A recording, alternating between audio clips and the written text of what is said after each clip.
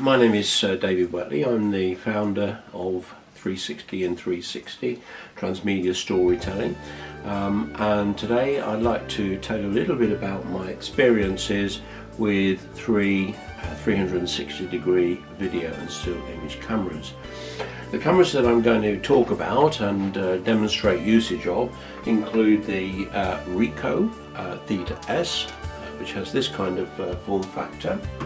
I'm also going to talk about the Insta360 Nano, which works with the smartphone, the iOS smartphone. What you're seeing it here now is in a special package case, which I will use to demonstrate taking 360 degree still images with on a tripod. And then finally, the latest edition is the Insta360 One. Now, all of these cameras have very similar but also quite distinctly different modes of operation. So what I plan to do is to set these up, to take individual still images with the cameras, and then share those in a video. So we begin with the Ricoh Theta S camera, and when you switch the Ricoh Theta S camera on, the little button on the side, you notice that there's a display on the front which tells you that it's working. It tells you also that it's in video recording mode.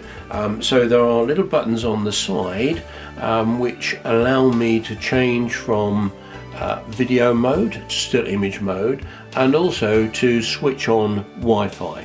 Now that's an important differentiator between these cameras. The Ricoh Theta S, which is the very first camera that I bought, 360 camera that I bought, uses Wi-Fi to be controlled from your smartphone. It will also operate independently, so it has a shutter button on the front here, or on the rear rather, which allows you to take still images independently.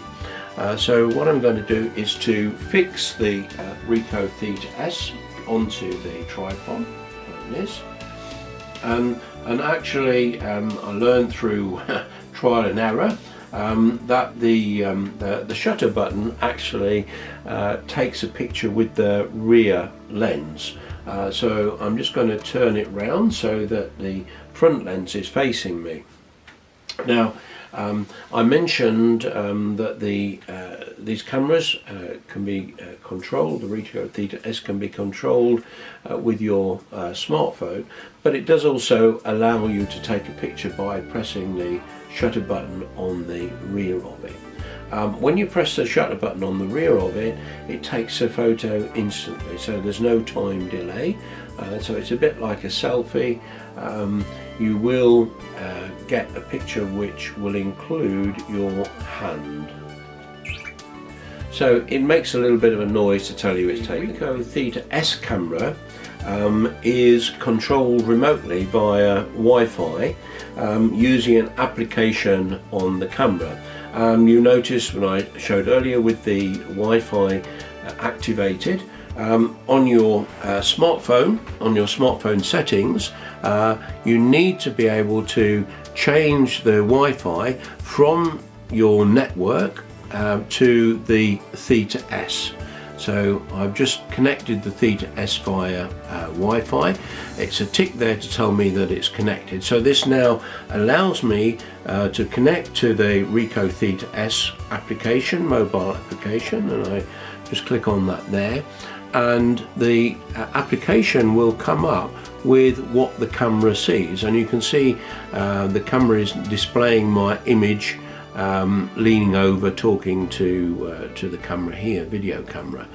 So now I'm going to sit back and I'm going to take the image remotely, and I'm going to leave the settings as standard with auto. So I'm going to take a still image now,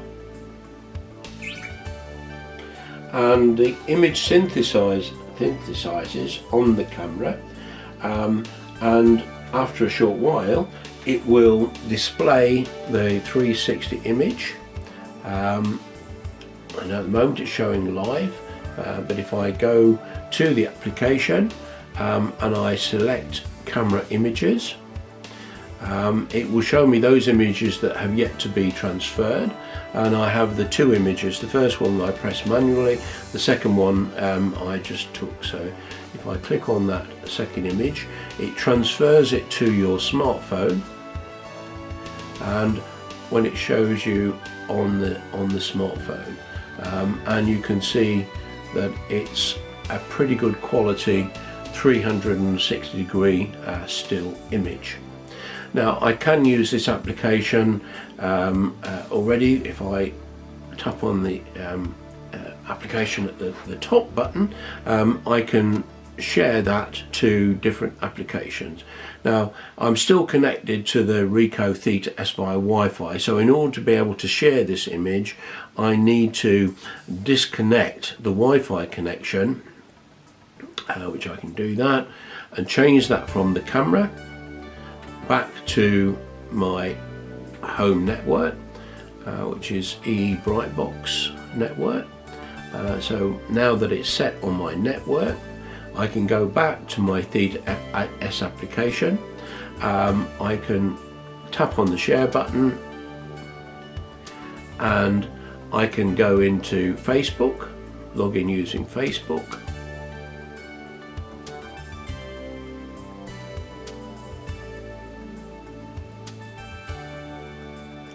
Agree to terms of service. Facebook is now accessing, and it allows me also to share it with the Theta communities. So I will share it with Theta 360 UK. I could also share via Twitter or Tumblr, and then I can put in a comment here. Image taken on Ricoh Theta S camera.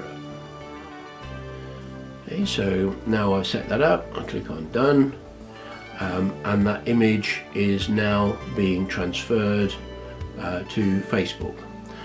And I can see a progress bar operating along the top to demonstrate me, to show me when the transfer is taken. The second camera that I'm going to test a still image of is the Insta360 Nano, and I've got the Insta360 Nano mounted in a separate case that you can get with it, or you have to buy separately actually, that allows you to screw the camera into a standard attachment. And normally, as you'll see from another video that I will make specifically about the Insta360 Nano, you would normally fasten this camera directly to your smartphone and take images that you can preview live. When you're taking a still image remotely with this camera, unlike the Ricoh Theta S, you actually have to, you can't control it remotely, you need to press the shutter button. So the first thing to do is to power the camera on, and the power button and the shutter button are exactly the same button. So I'm going to power it on, and once I've powered it on, I need to fasten it to a tripod like this.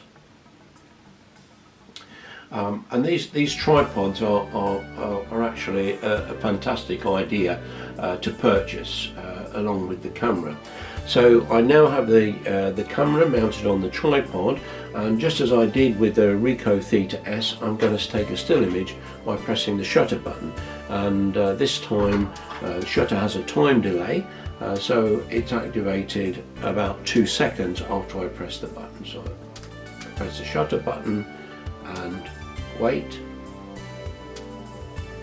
and the image should have been taken.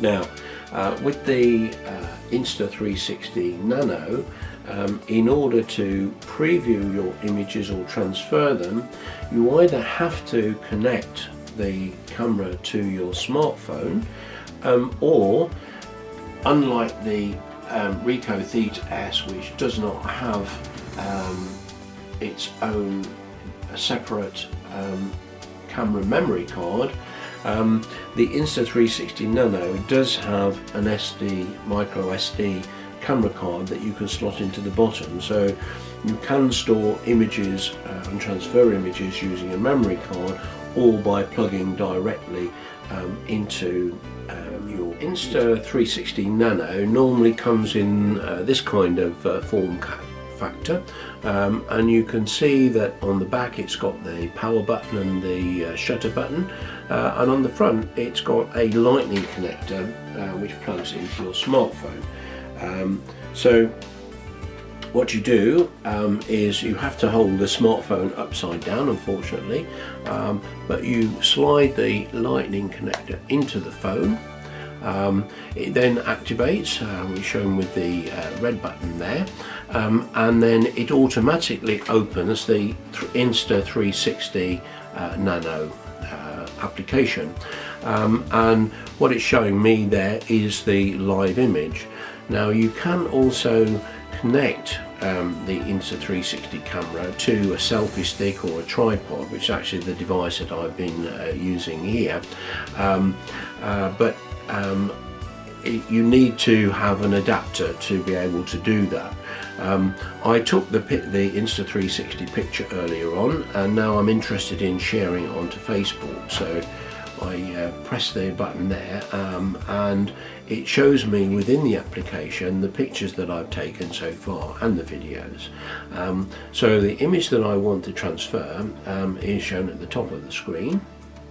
I'll just show you this to give you an idea of the relative quality compared to the other images that I've taken, and you can see one of the differences between the still images is that I've been able to incorporate the 360 in 360 logo into the still image. So to share it on Facebook, I press the share button, select Facebook, and it gives me an option to be able to describe the picture. Okay, this is an Insta360 Nano still. And later on in this video I'm going to be able to put these images up onto the big screen behind me and be able to compare them. So once I've put in my text, I tap on share,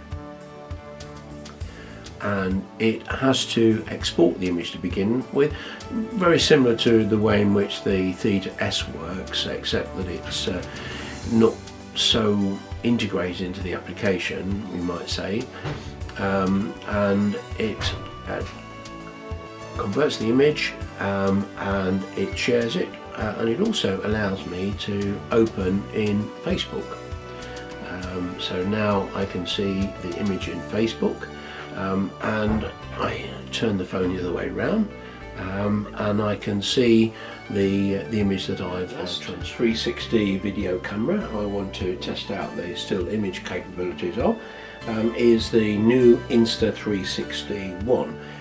This is one of the first cameras to arrive into the UK, so I feel very lucky to be able to test it. Now the Insta360 One comes with a protective case which can also be used as a stand for taking images. Like the other cameras, it has two fisheye lenses, one at the front and one at the back.